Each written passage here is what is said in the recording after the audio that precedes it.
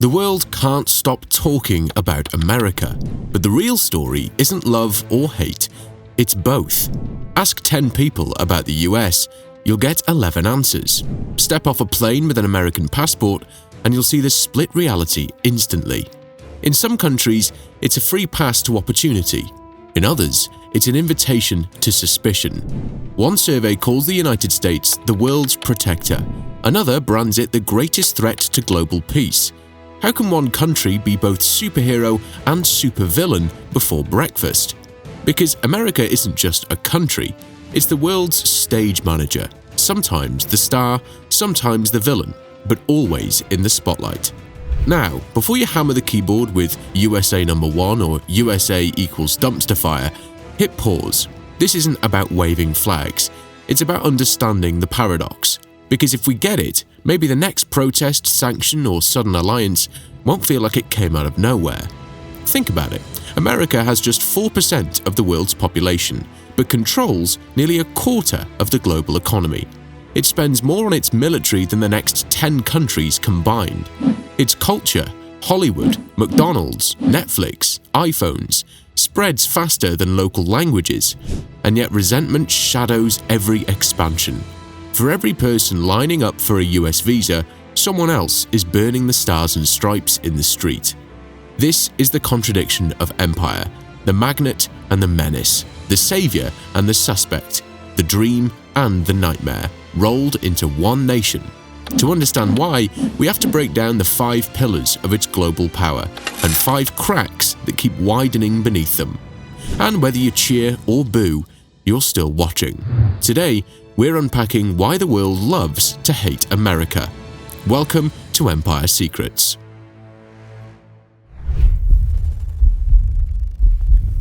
Imagine driving through Okinawa, Japan. The island is lush, tropical, postcard perfect.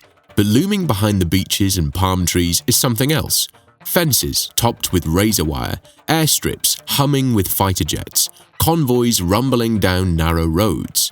Okinawa is home to more than 30 US military facilities, covering almost 15% of the island's land. To some locals, it's a symbol of protection. To others, it feels like control imposed from outside. Paradise takes on a different meaning when the soundtrack is jet engines instead of waves. Today, America operates around 750 military outposts in over 80 countries. To put that into perspective, no other state on Earth comes close. Britain has fewer than 150, Russia under 40, China fewer than 10. The United States doesn't just defend its homeland, it extends reach across the globe, building what many call an empire of bases. The numbers are staggering. An estimated 200,000 American service members are stationed abroad at any given moment, from Germany to South Korea, Bahrain to Djibouti. Each location brings jobs and dollars. Bars, restaurants, contractors, taxi services, entire local economies that revolve around the steady flow of US military money. Reimstein Air Base in Germany funnels more than $2 billion a year into the regional economy. In South Korea, US troop presence provides employment to tens of thousands of civilians. For some towns, America isn't an ally, it's the biggest employer in town. Call it a jobs program with tanks.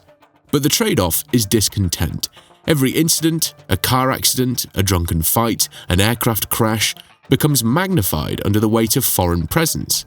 In Okinawa, demonstrations erupted after a marine helicopter accident in 2004, with tens of thousands of residents demanding US forces depart. In Italy, citizens in Vicenza resisted the expansion of an American installation for years, fearing it would turn their historic city into a military target. In South Korea, protests over the deployment of THAAD missile systems weren't just about defense, they were about sovereignty, about the perception that Washington's choices outweighed local voices. Nothing undermines the word ally faster than feeling like a guest in your own country. Washington calls this forward defense, keeping America safe by stationing troops closer to potential flashpoints. But critics see something else: coercion wrapped in the language of protection. Because the same base that delivers humanitarian relief in one crisis can launch drone strikes in another. The same soldier who trains allies one week may intimidate residents the next.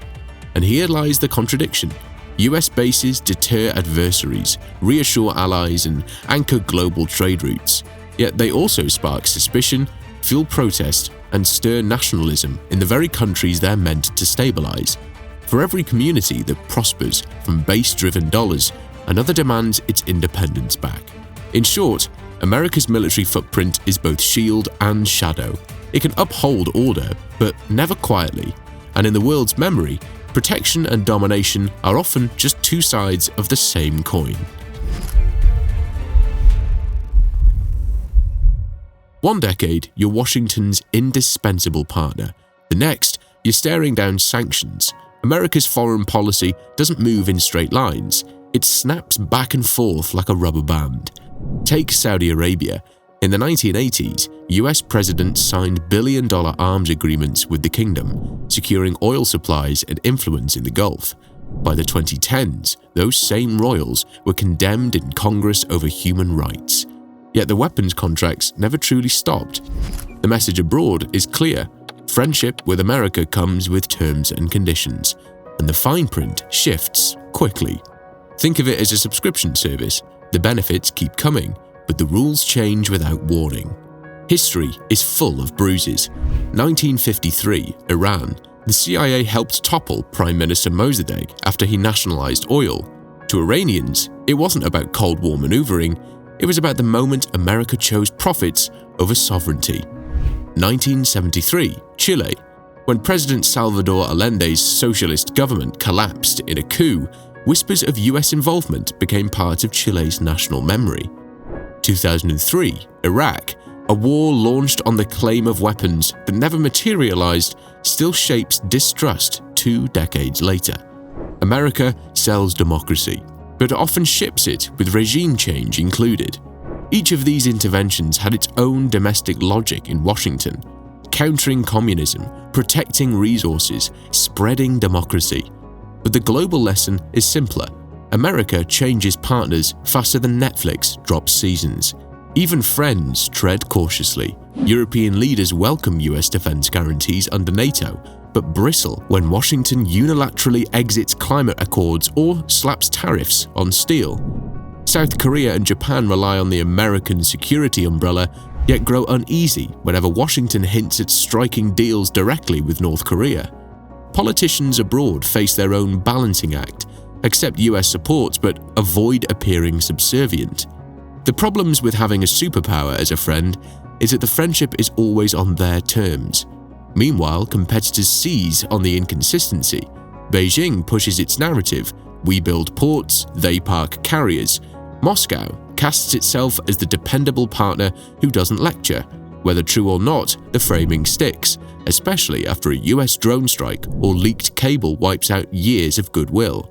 One leaked State Department memo put it bluntly: we're one unpopular airstrike away from erasing a decade of development aid. It wasn't exaggeration, it was risk management. And that's the essence of the whiplash. American diplomacy has global reach, but short attention spans. Every administration redraws the map. Every Congress resets the priorities. For those on the receiving end, it feels less like a strategy, more like turbulence. Ally today, sanction tomorrow. America's promises travel fast, but so do its reversals. And in the eyes of the world, dependability can be more valuable than strength. Walk down a street in Lagos, Manila, or Warsaw, and you'll see it. A Starbucks cup in someone's hand, a Marvel t-shirt on another, an iPhone glowing in the crowd. You don't have to live in America to feel like you're inside it. No empire in history has projected culture as effectively as the United States. Hollywood alone collects over 70% of its box office revenues overseas, turning every blockbuster into a 2-hour showcase of the American lifestyle. Disney Plus streams in more than 150 countries, while Netflix claims over 80% of its subscribers abroad. Even if you never stepped foot in New York, you've absorbed its skyline through films, its slang on TikTok, and its food through a drive-through window. Call it cultural teleportation. You don't move to America, America moves to you. But cultural dominance brings backlash. In France, critics coined the term Coca colonization to describe the flood of American fast food, music, and cinema overwhelming local traditions. In Tunisia, screenwriters complained that global distributors pushed them to squeeze in American characters or English dialogue just to get funding. In India, McDonald's and KFC became so linked with westernization that demonstrators targeted their outlets as symbols of cultural intrusion. Nothing says authentic Indian cuisine like a chicken McNugget. Yet here's the twist. The same societies that criticize America's cultural saturation often embrace it most passionately. South Korea's K-pop owes much of its global rise to American hip-hop and R&B. Lagos TikTokers remix beats from Atlanta. French directors condemn Hollywood while borrowing its formulas. Global audiences binge American shows, copy American fashion, and adopt American slang, even while lamenting that their own culture is being diluted. The louder the people complain, the more American sneakers they seem to buy. And the statistics don't lie. Coca-Cola sells in over 200 countries, more than there are UN members. McDonald's serves 69 million customers every day, more than the population of France. Apple, a single US company, claims nearly 60% of global smartphones' profits. The power isn't just financial, it's psychological. American culture markets aspiration. It tells the world, be like us, live like us, dream like us. For many, that's inspiring. For others, it feels suffocating. Because when your Saturday night is a Netflix binge, your sneakers come from Nike, and your slang is borrowed from Los Angeles, the line between global culture and American culture disappears. To some, that's connection. To others, it feels like erasure. And in that tension, admiration and resentment collide every single day. Every financial crisis, every trade deal seems to carry one constant shadow: the United States. Because when money moves, America is almost always in the middle of the transaction. The US dollar isn't just a currency, it's the world's default operating system. Think of it as Microsoft Windows, except you can't uninstall it. Nearly 60% of global foreign exchange reserves are held in dollars. More than 80% of the international trade involves the greenback, even when the US isn't directly part of the deal. Oil, wheat, microchips, shipping contracts, priced in dollars, cleared through American banks, and processed on infrastructure like the SWIFT network. In short, if money talks, it usually speaks English with an American accent. That dominance gives Washington an unrivaled weapon: financial sanctions. When the US Treasury decides to lock a country, company, or oligarch out of the dollar system, the effect is immediate and worldwide. Russian billionaires found their yachts stuck in ports. Cuban entrepreneurs can't process PayPal transfers. Iranian businesses are denied access to global banking entirely. Admirers call it leverage. Critics call it economic blackmail. Imagine your entire economy being told, "Sorry, your card has been declined," by Washington. But it's not only sanctions. Trade disputes deepen distrust. In 2018, steel tariffs imposed by the Trump administration cost the European Union billions, straining one of Washington's closest alliances. South Korea objected to US electric vehicle subsidies, claiming they were designed to undercut Hyundai and Kia. For partners, America can look less like a friend, more like a rival, disguised in cooperation. And then there's the architecture of finance itself. The World Bank and the International Monetary Fund sit in Washington, D.C. Their lending conditions shape the economies of dozens of developing states. To struggling nations, bailout packages often feel less like lifelines and more like handcuffs. Structural reforms impose the price of sovereignty. Congratulations, you're saved. Now hand over your economy. In the meantime, American corporations dominate global capital flows. US venture firms bankroll startups from Tel Aviv to Bangalore. But those dollars arrive with influence. Wall Street still dictates the rhythm of world finance, from interest rates to IPO valuations. And when New York sneezes, the rest of the world catches a recession. But here lies the contradiction. America is both the world's biggest investor and its most feared disruptor. Its dollars build factories, fund research, and stabilize economies, but those same dollars can vanish overnight, leaving entire industries gasping for air. Every empire in history taxed its subjects. America doesn't need to, because when you control the currency everyone else uses, the whole world pays you rent. To some, that's stability. To others, it's a trap, and dissatisfaction grows with every transaction. Empires project power abroad, but America exports something else too: its dysfunction. For decades, Washington sold the world on the idea of American exceptionalism, that its democracy, freedoms, and system of government weren't just unique, but superior. Yet in the last 20 years, cracks in that image have been broadcast globally in real time. In January 2021, the storming of the US Capitol was streamed live across the world. For countries often criticized by Washington for weak institutions, the irony was too rich to ignore. State media in China and Russia replayed the footage on a loop, not because they cared about American politics, but because it undercut America's credibility as a model. When you tell the world to safeguard democracy while your own citizens break into the legislature, the message gets diluted. Hard to teach others on democracy when your own capital looks like a live-action video game. The same applies to gun violence. The US makes up about 5% of the world's population, but accounts for nearly 40% of civilian-owned firearms. Every mass shooting isn't just a domestic tragedy, it becomes a global headline, casting doubt on America's ability to manage the freedoms it preaches abroad. When tourists in London or Tokyo read about children practicing active shooter drills in US schools, Lady Liberty doesn't look like a beacon, she looks like a warning sign. Nothing screams land of the free like kids learning to hide under desks. Healthcare tells another story. America spends over $4 trillion annually on healthcare, more than any other country on Earth, yet ranks lower than 40 other nations in life expectancy. To outsiders, this contradiction feels baffling. The richest country can't provide universal coverage, but it tells poorer nations how to govern. And then there's inequality. The top 1% of Americans hold more wealth than the entire middle class combined. Homeless encampments in Los Angeles sit in the shadows of billion-dollar tech headquarters. To citizens of developing countries, it looks uncomfortably familiar, like the inequality they thought America was supposed to rise above. Seems like Silicon Valley knows how to build rockets for Mars, but can't build housing down the street. Yet paradoxically, America's self-criticism also fuels respect. Unlike authoritarian rivals, US media and citizens air their country's dirty laundry in public. The Capitol riot hearings, mass shooting debates, and protests over racial injustice all play out live, unfiltered. To some, this openness proves resilience. To others, it proves hypocrisy.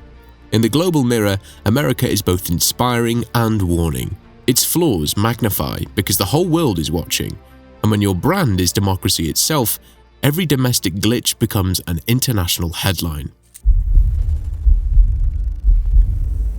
For all the protests, for all the hostilities, there's another truth that rarely makes the headlines. The world still lines up for America. Every year, tens of millions of people apply for US visas. The green card lottery alone attracts over 14 million applicants annually, a number larger than the populations of Greece or Portugal. And when conflict flares, whether it's war in Ukraine, instability in Venezuela, or repression in Myanmar, Google searches for how to move to the USA spike. Hate may be loud, but desire is measurable. Education is another magnet. The US is home to 8 of the world's top 10 universities, pulling in more than 1 million international students each year. For families in India, Nigeria, or China, sending a child to Harvard, Stanford, or MIT is more than prestige. It's a ticket to global opportunity. Even leaders who criticize Washington abroad proudly send their children to American schools. Then there's money. Despite constant talk of de-dollarization, the US remains the world's financial safe haven. When markets wobble, investors still rush to US Treasury bonds. Even governments critical of Washington quietly park billions in American assets. Why? Because for all the talk of decline, the US remains the place where wealth feels safest. And in crisis, America often leads. After the 2004 Indian Ocean tsunami, US Navy aircraft carriers became floating hospitals within days. After the 2010 Haiti earthquake, US Marines provided logistics before most international aid even landed. Critics may frame bases as occupation, but in disaster zones, those same bases often turn into lifelines. It's the same aircraft carrier. One week it's dropping bombs, the next it's dropping bottled water. Because in the end, resentment might dominate the headlines, but the quiet magnetism of America, its universities, its capital, its opportunities, still pulls the world closer. And that pull is far harder to break than any slogan or speech. Every superpower eventually reaches a turning point. For America, the cracks aren't hidden, they're right in front of us. Economically, the US share of global GDP has been shrinking for decades. In 1960, America made up 40% of the world's economy. Today, it's closer to 24%. Meanwhile, China has surged to over 18%, with India rising fast. Military dominance remains unquestioned. Washington still spends over $800 billion annually. But that imbalance, economic multipolarity versus military unipolarity, is unstable. It's like flexing at the gym with huge arms but skipping leg day. Impressive, but unbalanced. Technology adds another fault line. Semiconductors, the chips powering everything from iPhones to missiles, are concentrated in a handful of factories in Taiwan, South Korea, and the Netherlands. America controls design but not always production. As Asia consolidates supply chains, the US grows more dependent on the very regions where the military footprint already stirs tension. A single crisis in the Taiwan Strait could spark not just war games, but global recession. Put it this way, the world's most powerful nation still can't make enough microchips for its own toasters. Climate is another pressure point. By 2050, over 200 million people could be displaced by climate change, according to the World Bank. Many will head north, straining borders in the US and Europe. The American response, wall building, border tech, visa restrictions, will be watched worldwide. To some, it'll look like defense. To others, exclusion. Digital influence is shifting too. America built the platforms, Google, Facebook, YouTube, but rivals are building alternatives. TikTok, born in China, is now the most downloaded app in the world. In response, Washington threatens bans, citing national security. To foreign audiences, it looks like irony. The same country that championed open markets, now clamping down when it loses dominance. Silicon Valley sold freedom of the internet until Beijing started winning the popularity contest. The world is watching these fractures closely.